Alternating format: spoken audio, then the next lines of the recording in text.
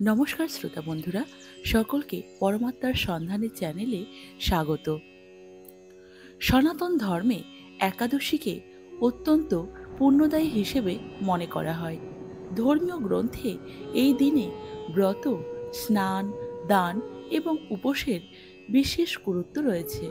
এটি একটি শুভ দিন এবং ভগবান বিষ্ণুর উপাসনা এবং ভক্তি করার জন্য সর্বশ্রেষ্ঠ সময়। প্রতিটি একাদশীর নিজস্ব গুরুত্ব এবং ফল থাকে। এর মধ্যে একটি গুরুত্বপূর্ণ একাদশী হল ইন্দিরা একাদশী, যা পিতৃপক্ষের সময়ে আসে। এই একাদশী পিতৃপুরুষদের আত্মার শান্তি এবং মোক্ষ প্রদানকারী হিসেবে মনে করা হয়। ইন্দিরা একাদশীর তিথি এবং শুভ মুহূর্ত 2025 সালে ইন্দিরা একাদশী শুরু হবে 17 সেপ্টেম্বর রাত 12:21। সেই দিনই 17 সেপ্টেম্বর রাত 11:39 এই তিথির সমাপ্ত হবে। হিন্দু ধর্মে উদয়া তিথির গুরুত্ব রয়েছে, তাই ইন্দিরা একাদশী 17 সেপ্টেম্বর 2025 তারিখে পালন করা হবে। ইন্দিরা একাদশীর গুরুত্ব। এই একাদশীর কি এত গুরুত্ব কেন? ইন্দিরা একাদশী পুরোপুরি ভগবান বিষ্ণুর জন্য নিবেদিত। এই দিনে পৃথিবীর পালনকর্তা ভগবান শ্রীহরির সাথে মা লক্ষ্মীরও পুজো করা হয়। এই ব্রতটি পালন এবং দিনহীন দরিদ্র মানুষদের দান দেওয়ার মাধ্যমে ভক্ত তার জন্ম জন্মান্তরের সমস্ত পাপ থেকে মুক্তি লাভ করেন। এটি পিতৃপক্ষের সময়ে পালিত হয়, তাই ভক্ত পিতৃবর্গের আশীর্বাদও লাভ করেন। এছাড়াও এই দিনে পুজো অর্চনা করার মাধ্যমে পিতৃবর্গ মোক্ষ লাভ করেন। এই দিনের গুরুত্ব শুধু পিতৃঋণ থেকে মুক্তি পাওয়ার জন্য নয়, এটি ধর্ম, কর্ম এবং পরোপকারের সাথে চলারও অনুপ্রেরণা দেয়। এই একাদশী পালন করলে মানুষের জীবনে ধর্মীয় এবং আধ্যাত্মিক শক্তির সঞ্চার ঘটে। দানের গুরুত্ব। একাদশী শুধুমাত্র ধর্মীয় আনুষ্ঠানিকতার মধ্যে সীমাবদ্ধ নয়। ধর্মীয় আনুষ্ঠানিকতার পাশাপাশি এই দিনে দান দেওয়ার অত্যন্ত গুরুত্ব রয়েছে। দানকে সনাতন ধর্মে যুগ যুগান্তর ধরে পুণ্য কর্ম হিসেবে গণ্য করা হয়েছে। শাস্ত্রমতে দান করলে মানুষের খারাপ কর্ম নষ্ট হয়ে যায় এবং ভালো কর্মের ফল মেলে। জ্যোতিষমতে দান করার মাধ্যমে ধর্মের সঠিক পালন হয় এবং জীবনের অনেক সমস্যার সমাধান হয়। দানকে জীবন রক্ষা এবং স্বাস্থ্য রক্ষারও জন্য অপ্রতিরোধ্য বলে মনে করা হয়। আমাদের এই সনাতন ধর্মের বহু গ্রন্থ এবং পুরাণে দানের গুরুত্ব উল্লেখিত হয়েছে। দানের গুরুত্ব উল্লেখ করে মনুস্মৃতিতে বলা হয়েছে, তপঃ পরং কৃতযুগে ত্রেতায়াং জ্ঞানমুচ্যতে দাপরে যজ্ঞ মেহর দানমেকং কলযুগে। অর্থাৎ সত্যযুগে তপস্যা, ত্রেতা যুগে জ্ঞান, দাপরে যজ্ঞ এবং কলিযুগে দান মানুষের একমাত্র মুক্তি এবং কল্যাণের পথ। ইন্দিরা একাদশীতে এই জিনিসগুলি অবশ্যই দান করুন। ইন্দিরা একাদশীতে দানের বড় গুরুত্ব ও মাহাত্ম্য রয়েছে। বলা হয় যে এই পুণ্য লাভের সময়ে অন্ন এবং খাবারের দান সর্বোত্তম। ইন্দিরা একাদশীর পুণ্য লাভের সময়ে নারায়ণ সেবা প্রতিষ্ঠানের দিনহীন দরিদ্র দৃষ্টিহীন শিশুদের খাবার দান করার প্রকল্পে সহযোগিতা করে পুণ্য লাভ করুন। পিতৃপক্ষ সর্বপিতৃ অমাবস্যায় শেষ হয়, যা পূর্বপুরুষদের প্রস্থানের দিন হিসেবে বিবেচিত হয়। এই দিনে জ্ঞাত ও অজানা পূর্বপুরুষদের মুক্তি, তাদের আত্মার শান্তি এবং ঈশ্বরের কৃপা লাভের জন্য শ্রাদ্ধ, তর্পণ এবং দান করা অত্যন্ত পুণ্যকর বলে মনে করা হয় এবং এটি আমাদের বিভিন্ন শাস্ত্রে বর্ণনা করা রয়েছে। পিতৃপক্ষে শ্রীমদ্ ভগবদ গীতা মূল পাঠ করা পূর্বপুরুষদের শান্তি এবং মুক্তি প্রদানের একটি পবিত্র পথ। এই গ্রন্থের ভক্তিমূলক গল্প এবং শিক্ষা আত্মাকে পবিত্র করে, যা পূর্বপুরুষদের সন্তুষ্টি দেয় এবং পরিবারের সুখ ও সমৃদ্ধি নিয়ে আসে। এই আধ্যাত্মিক আচারের তাৎপর্য জানুন।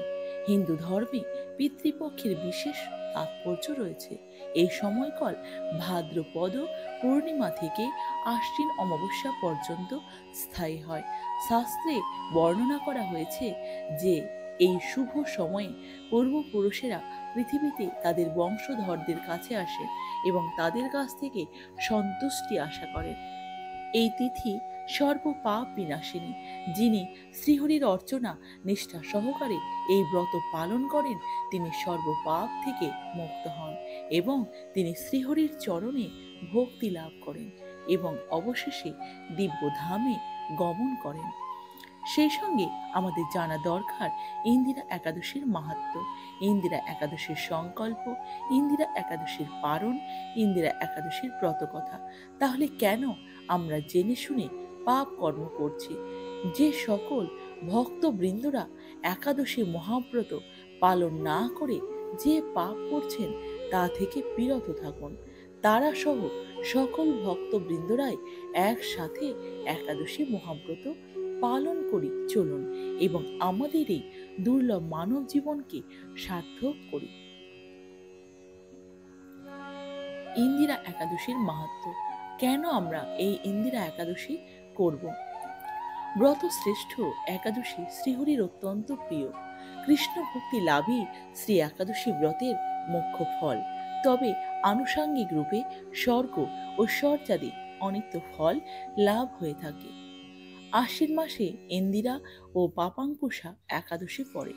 ইন্দিরা একাদশীর উপবাস করলে সেই ব্যক্তির পূর্বপুরুষেরা যদি কর্মবিপাকের কারণে অধঃপতিত হয়ে নিম্নজনী লাভ করেন, সেই পূর্বপুরুষদেরও উত্তম গতি লাভ হয় এবং মোক্ষ লাভ করেন। অন্যদিকে পাপাঙ্কুশা একাদশীর উপবাস করলে সেই ব্যক্তি সমস্ত পাপ থেকে মুক্ত হয় এবং প্রচুর সম্পদ, সমৃদ্ধি এবং সুখ প্রাপ্ত হয়। ইন্দিরা একাদশীর সংকল্প। যারা আমিষ আহার করেন তারা একাদশীর আগের দিন অর্থাৎ দশমী, একাদশী এবং দ্বাদশী এই 3 দিন নিরামিষ আহার গ্রহণ করবেন। দশমীতে ভগবান শ্রীকৃষ্ণের চরণে ফুল নিবেদন করে সংকল্প করবেন, হে ভগবান, আমাকে কৃপা করুন যাতে আগামীকাল একাদশী যেন নিষ্ঠার সাথে পালন করতে পারি। পরদিন অর্থাৎ একাদশী তিথিতে সম্পূর্ণ দিন পালিত হবে ইন্দিরা একাদশী। ইংরেজি ক্যালেন্ডার অনুযায়ী 17 সেপ্টেম্বর 2025 সাল বুধবারে, বাংলা ক্যালেন্ডার অনুযায়ী 31 ভাদ্র 1432 বঙ্গাব্দ। মনে রাখবেন, একাদশীর দিন খুব ভোরে অর্থাৎ ব্রহ্ম মুহূর্তে শয্যা ত্যাগ করে স্নান সেরে শুচি শুদ্ধ হয়ে শ্রীহরির মঙ্গল আরতিতে অংশগ্রহণ করবেন। শ্রীহরির পাদপদ্মে প্রার্থনা করবেন, হে শ্রীকৃষ্ণ, আজ যেন এই মঙ্গলময় পবিত্র একাদশী সুন্দরভাবে পালন করতে পারি, আপনি আমাকে কৃপা করুন। ভগবান শ্রীকৃষ্ণের সম্মুখে অবশ্যই সংকল্প মন্ত্র পাঠ করে সংকল্প নিতে হবে। একাদশী সংকল্প মন্ত্র।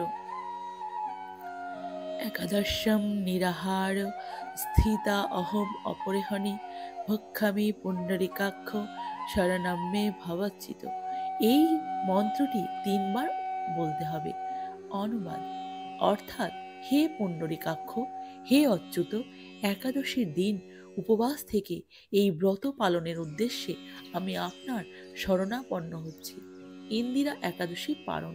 ইন্দিরা একাদশীর ঠিক পরদিন অর্থাৎ 18 সেপ্টেম্বর 2025 বৃহস্পতিবার সকালে পালন সম্পন্ন করতে হবে নিচে উল্লেখিত ঠিক পালন মুহূর্তের মধ্যে। পশ্চিমবঙ্গে সকাল 5:37 থেকে 9:28 মধ্যে পালন সম্পন্ন করতে হবে। বাংলাদেশে সকাল 6:06 থেকে 9:44 পালন সম্পন্ন করতে হবে।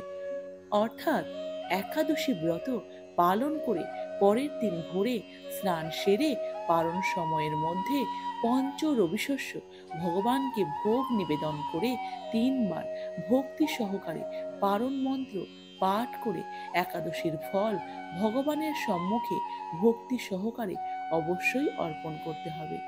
এরপর সেই অনুকল্প প্রসাদ গ্রহণ করে পারণ অর্থাৎ একাদশী ব্রত ভঙ্গ করতে হবে। নচেত পূর্ণ একাদশীর ফল লাভ থেকে বঞ্চিত হতে হবে।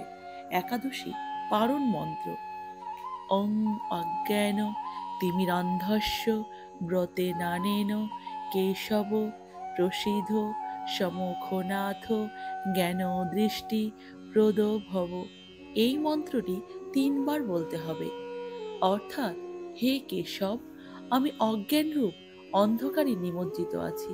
হে নাথ, এই ব্রত দ্বারা আমার প্রতি প্রসন্ন হয়ে আমাকে জ্ঞান চক্ষু প্রদান করুন। একাদশী ব্রত পালনের প্রকৃত উদ্দেশ্য কেবল উপবাস করা নয়, নিরন্তর ভগবানের স্মরণ করা। ভগবানকে মন দিয়ে শ্রবণ ও কীর্তনের মাধ্যমে একাদশীর দিন অতিবাহিত করতে হয়।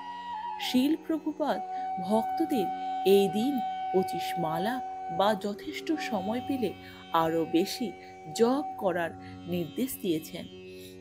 একাদশী পালনের সময় পরনিন্দা, পরচর্চা, মিথ্যা ভাষণ, ক্রোধ, দুরাচার সম্পূর্ণরূপে নিষিদ্ধ করা হয়েছে।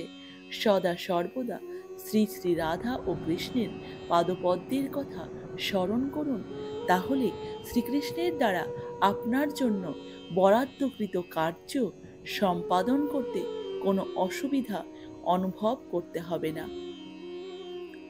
জীবনের প্রতিটি ক্ষেত্রে শ্রীকৃষ্ণের কৃপার প্রতি অগাধ বিশ্বাস ও ভরসা রাখুন। শ্রীকৃষ্ণের পবিত্র নামটিতে অসাধারণ আধ্যাত্মিক শক্তি রয়েছে, কারণ শ্রীকৃষ্ণের নাম স্বয়ং শ্রীকৃষ্ণের থেকে কোনো অংশে আলাদা নয়।